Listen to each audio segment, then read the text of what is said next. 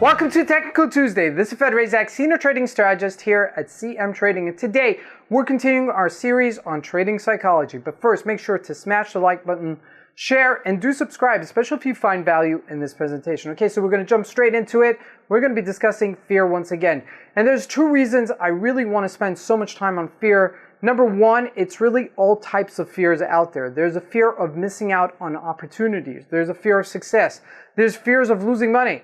There's different type of fears, and everybody grapples with it to a certain degree. Now, I've seen between 70 to 90% of traders that come to our system who grapple with some one or other or multiple types of fears when they're trading the financial markets. And what that happens is that you're not trading the financial markets, your fears are trading the financial markets.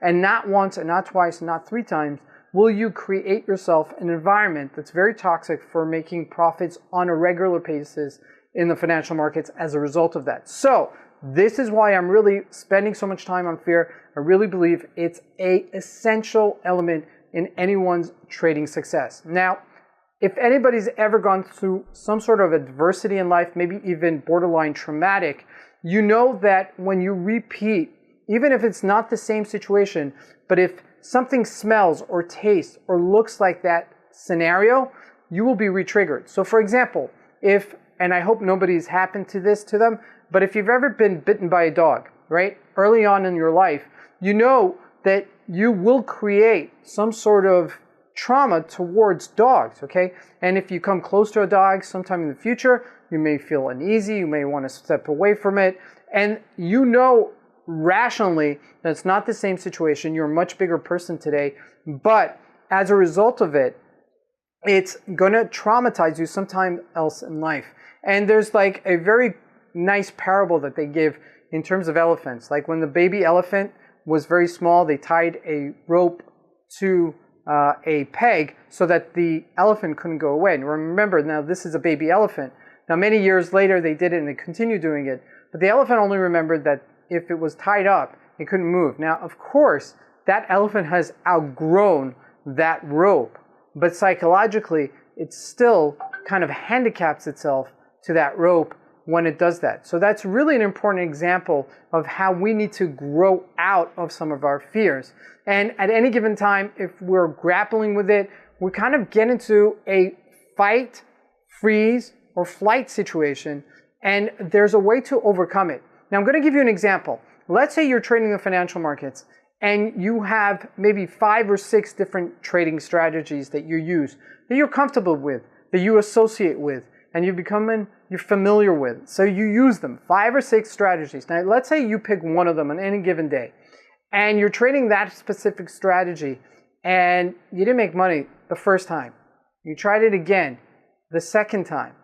You tried it a third time and still didn't make money. Now, the fourth time, you're definitely not going to do it, right? You've already built that negative association towards using that strategy in that next opportunity. And what's going to end up happening is that you're not going to take that strategy and use it again. Now, flip it for a second, okay? If you use that strategy one time, second time, third time, and you made 3 times in a row, you made money on it, that fourth time, you're going to continue making it. You're going to continue trying to use that strategy irrelevant because you've built the confidence in it. Now, the strategy still works.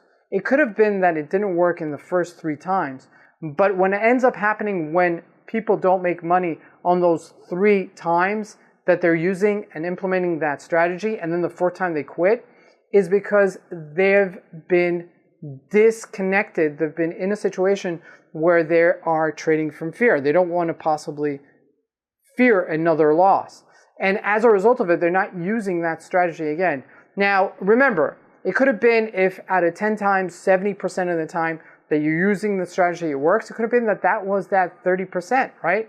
It could have been that you used up. So by that next example, okay, or that next case, it could have been a different outcome.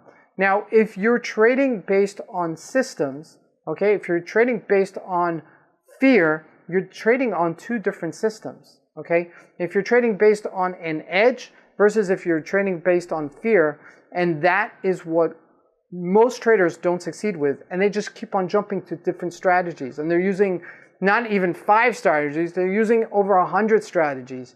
And they're not ever able to recreate success because they're always jumping from one to the next, all right? So this is how you rewire. Number one, markets don't create positive or negative charged information.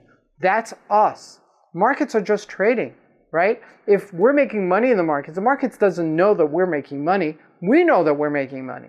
And if we look at the markets just from a perspective that it's just doing what the markets do, then we don't need to impute our charged emotions into the markets, whether positive or negative.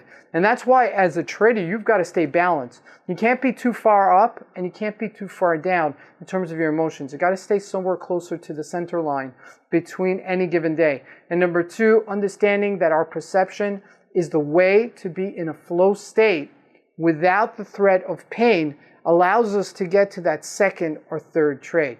Thank you for joining us for this Technical Tuesdays. We'll see you here next time.